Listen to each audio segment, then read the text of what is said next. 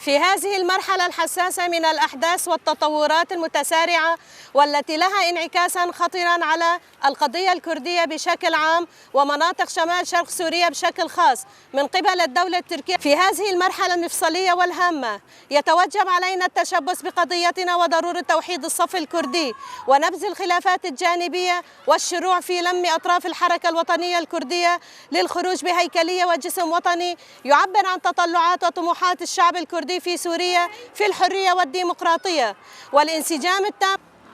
إن تصاعد التوتر في منطقة زينيورتي في إقليم كردستان العراق بعد حشد كل من الحزب الديمقراطي الكردستاني والاتحاد الوطني الكردستاني قواتهما فيها، حيث تكشف جبالها على جبال قنديل ضمن مناطق الدفاع المشروع لقوات الدفاع الشعبي. وبات معروفا للقاصي والداني أن منطقة زينيورتي قد أخليت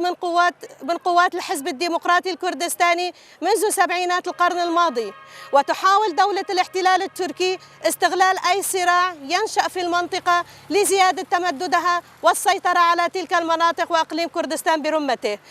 إننا في منتدى حلب الثقافي وفي الوقت الذي نرى فيه ضرورة توحيد مواقف الحركة الوطنية الكردية في روجافا وسوريا، فإننا نثمن مواقف القائد عبد الله أوجلان وحرصه على عدم انجرار الحركة الكردية إلى مواقف لا تخدم المصلحة الوطنية الكردية والسورية.